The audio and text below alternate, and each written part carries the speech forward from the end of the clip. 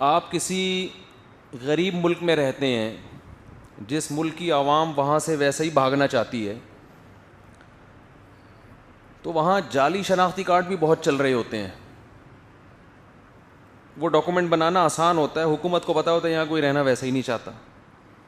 لیکن ملک جتنا ترقی کرتا چلا جاتا ہے، اسٹیبل ہوتا چلا جاتا ہے، پھر اس ملک کی نیشنلٹی بھی مشکل اور اس کے ڈاکومنٹ میں 2 نمبری کا امکان بھی، بولو نا بھائی، نہیں ہوتا. وہ بہت مضبوط ڈاکومنٹس ہوتے ہیں، انگوٹھے بھی، آنکھیں بھی.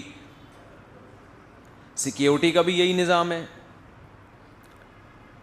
آپ سسرال جا رہے ہیں، سیکیورٹی کا کوئی سیٹ اپ ہے وہاں پہ کہ بم رکھ کے آ رہا ہے؟ حالانکہ اختلافات وہاں بھی ہوتے ہیں.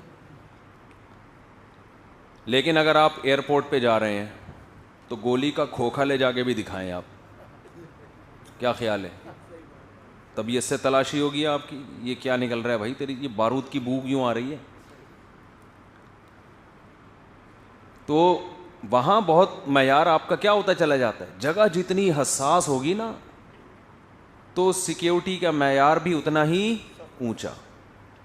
تو اب خوب سمجھ لو کہ دنیا میں سب سے زیادہ ذمہ داری جن شخصیات کی ہوتی ہے وہ پیغمبر ہوتے ہیں، کیونکہ وہ جو کچھ کہہ رہے ہیں ان کا یہ دعویٰ ہوتا ہے کہ یہ ہم نہیں کہہ رہے. کون کہہ رہا ہے؟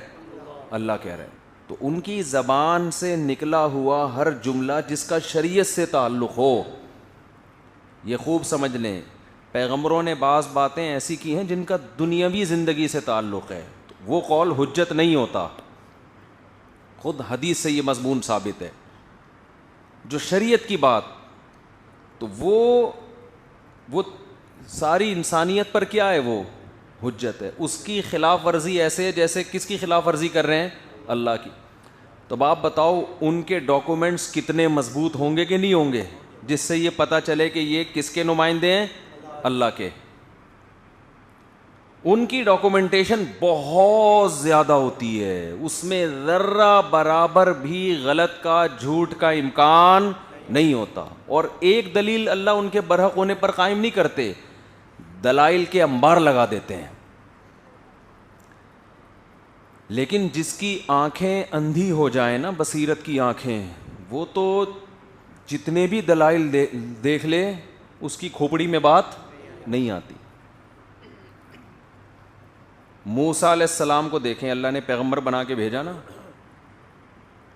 تو بنی اسرائیل کو یقین دلانے کے لیے کہ یہ میرے پیغمبر ہیں اور جو کچھ یہ کہہ رہے ہیں وہ کون کہہ رہا ہے؟ میں.